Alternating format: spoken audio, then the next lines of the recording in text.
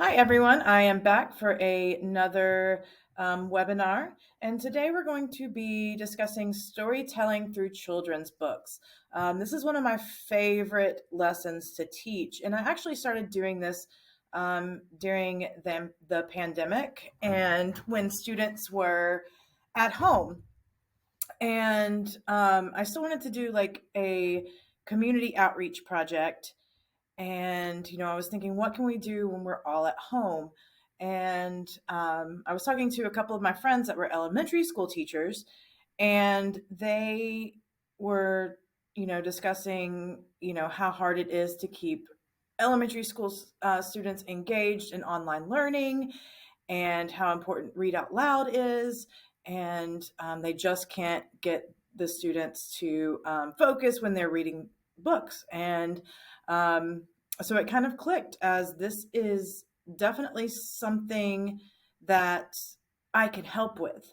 And so this became our community outreach project that year. And we've actually done this every single year since. And our stories and our videos have been shared all over the country. I've had student or teachers contact me from Ohio to Indiana to Florida to New York and say how much their students enjoy watching our videos and how much they appreciate them doing this for their students.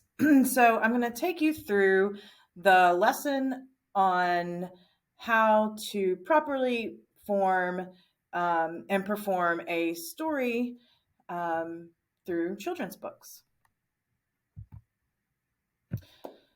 So the first thing we work on is choosing your piece, choosing your book.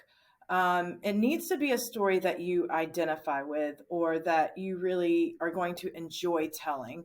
So it can be your favorite storybook as a child. It can be something your mom used to read to you when you were little. It can be your favorite fairy tale or fable, something from your culture, a fable from your culture. It can be something that you're going to relate to and essentially pretty much already know the story of, so that when you're memorizing it, it becomes easier for you. Read many stories. Go online, look at different children's books, and choose one that you really like and that you're going to enjoy telling. Also, look for learnability. Is it going to be easy for you to memorize, or is it something that's very wordy and hard to piece together? And then evaluate the story on tellability. So, for instance, is there a lot of action to the story? Is there a lot of dialogue that you can play different types of characters? Those things all become really engaging to students when you're able to perform different characters and different voices, or there's a lot of action in the telling, rather than just like reciting a poem.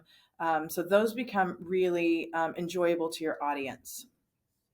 And then consider its appropriateness to your intended audience. So when I send out each year to elementary schools um, the videos from my students, I always put on there, is it, K K2? Is it more for the um, uh, older students, like third grade to fifth grade?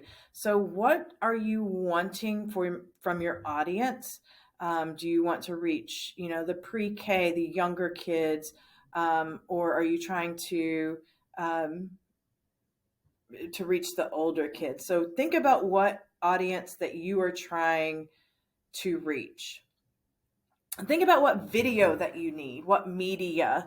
If you're going to be, video recording it, as far as piecing it together, which I have my students do, and that's completely fine. And when I show you the different examples, I'll show you all the different ways that they can choose to do their video.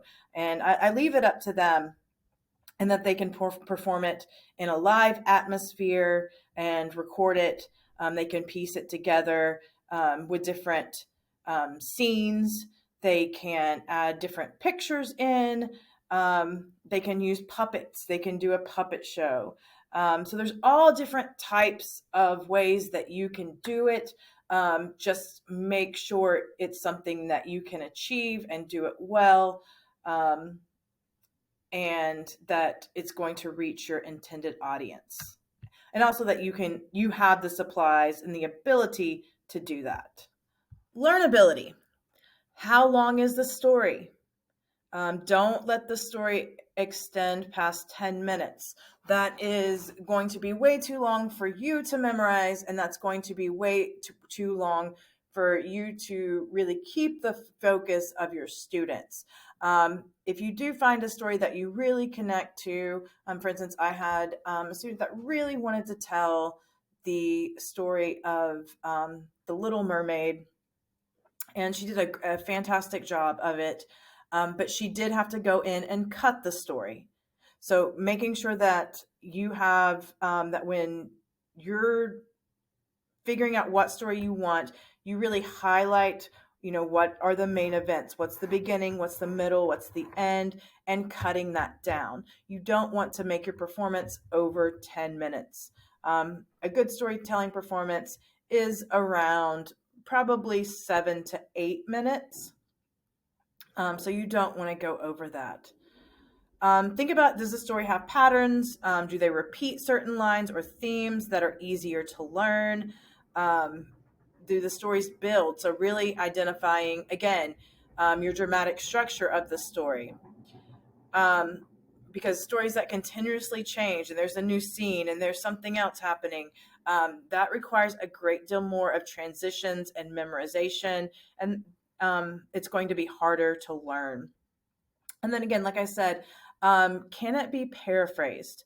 Are there parts that can be cut? Are there parts that can be shortened?